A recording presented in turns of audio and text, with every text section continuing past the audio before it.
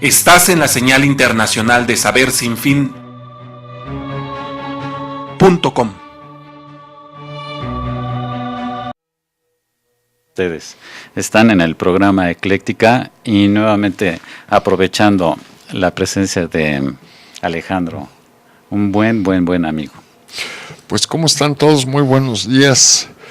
Y bueno, después de un domingo muy especial del cual pues ya seguramente ya escucharon muchas cosas al respecto, nosotros nos propusimos a raíz del programa anterior que se habló del uso y abuso de los antibióticos, ahora hablar de quienes producen este tipo de medicamentos y cuáles son las políticas imbuidas de una mentalidad capitalista, a veces de una ética francamente muy baja, ¿no? Sí, siempre es algo cuestionable el modo en el que funciona la industria farmacéutica, hablando en términos capitalistas.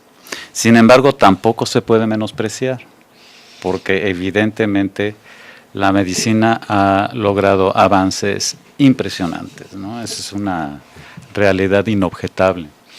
Bueno, el problema es que sí hay un abuso y una falta de compromiso con muchos aspectos sociales de estas gigantescas empresas que, bien dices, desarrollan una investigación básica fundamental, por ejemplo, en problemas tan graves como es el síndrome de inmunodeficiencia. De 1986 más o menos que empezó a extenderse esta terrible enfermedad a los tratamientos actuales, pues hay una diferencia absolutamente esencial. Cuando a principios del siglo XX, y hay crónicas de esto, alguien le decían que era diabético, el paciente sentía que había llegado al fin de sus días. Y ahora pues es una enfermedad perfectamente controlable. Los avances en el cáncer con la quimioterapia, la radioterapia y muchos aspectos quirúrgicos importantes se han logrado debido a la investigación de estas grandes empresas. El problema es que, por ejemplo, y tú has argumentado muchas veces esto, la caducidad de los medicamentos, que a lo mejor no son caducos en la fecha que tiene la etiqueta, sino más bien es para activar el mercado de las medicinas, como se dice, eliminar los lotes de determinado tiempo para introducir nuevos lotes de medicina y seguir con este ciclo como te diré, este ciclo comercial.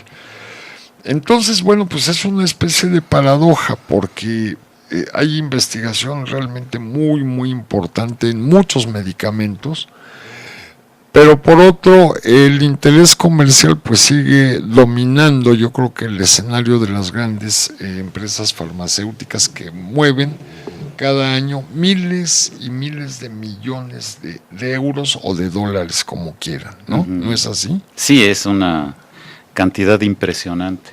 Y aquí habría que analizar algo que es bien interesante, partiendo de la duda que existe sobre la calidad de los medicamentos. No son raros los comentarios en los que la gente expresa que, por ejemplo, medicamentos del Seguro Social tienen una menor capacidad de producir un beneficio. La gente duda de los medicamentos que tiene el sector salud. Y también hay personas que dudan de lo que son los medicamentos genéricos intercambiables y genéricos de marca. Y aquí hay algo que sí se puede puntualizar. Cuando una empresa farmacéutica desarrolla una investigación para elaborar un medicamento, tiene que dar de alta el proyecto y de ahí inicia una carrera que dura alrededor de 20 años. Al menos esto hace unos años cuando hice la especialidad en epidemiología, así se marcaba. Entonces, en esos 20 años se tenía que desarrollar el medicamento y luego de desarrollarlo queda un lapso para retener lo que es la patente. Y teniendo la patente nadie puede comercializar el medicamento, ¿no? Entonces, por ejemplo, si en un momento dado se plantea un medicamento que tiene una investigación que lleva 10 años, una vez que se terminan las investigaciones tienen 10 años para retener la patente. Y después de esos 10 años se tiene que liberar.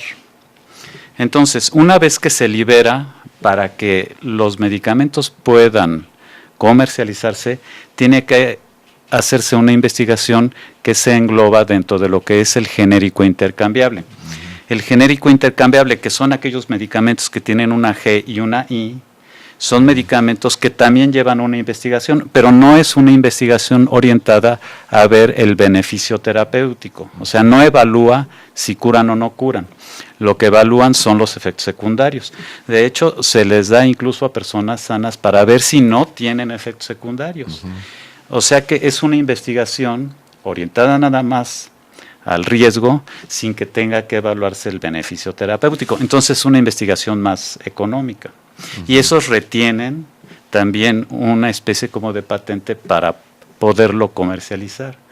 Pero una vez que se vence este tiempo, entonces ya vienen los genéricos de marca que no tienen la denominación de genérico intercambiable, o sea, la G y la I. Y estos lo único que tienen que hacer es demostrar ante la Secretaría de Salud que lo que menciona que tienen en su contenido es lo que tiene el medicamento en sí. O sea, si dice 5 miligramos en la cajita, deben tener 5 miligramos. Entonces aquí prácticamente ya no se hace investigación. Lo que se hace es corroborar que efectivamente tienen lo que se dice. Y eso es lo que abarata tanto los medicamentos, ¿no? Si tú ves la diferencia que hay de un medicamento de marca a un medicamento genérico intercambiable o un medicamento genérico de marca, es impresionante. Y entonces uno diría, bueno, ¿cuál es la diferencia? Y yo te podría decir, primero, los vehículos, o sea, los laboratorios que desarrollan investigación, también desarrollan investigación en los elementos con los cuales se combinan los medicamentos para tener su efecto terapéutico. Cosa que no hacen los genéricos intercambiables y mucho menos los genéricos de marca, ¿no? Y eso podría marcar una diferencia, aunque en términos generales y en base a la experiencia de mucha gente, pues hay quienes le tienen confianza al genérico de marca y se justifica, ¿no? Aunque evidentemente uno buscaría siempre aquellos laboratorios que llevaron a cabo la investigación básica y clínica, ¿no?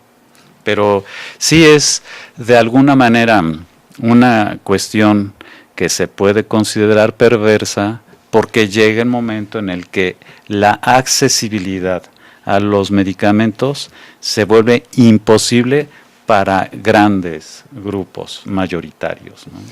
Sí, bueno, pues es lo que ocurre, por ejemplo, en África. La ONU dijo que ya, por ejemplo, el tratamiento para el problema del síndrome de inmunodeficiencia ya era inútil cualquier programa introducirlo en África por la cantidad de casos. Y también hay responsabilidad de la población en este tipo de situaciones. Si la población misma no tiene cuidado, por las razones que tú quieras, pues el problema es ese. Yo recuerdo que los brasileños, cuando empezaba este problema y que los casos de inmunodeficiencia les surgían por miles, se apropiaron de las patentes y dijeron, a partir del gobierno, y dijo, cóbrenos. No nos interesa, tenemos un problema social aquí grave.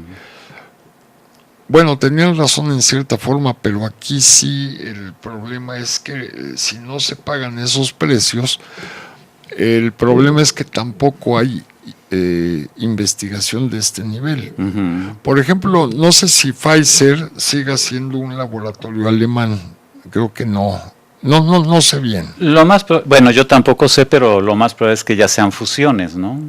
Sí, porque son inversiones.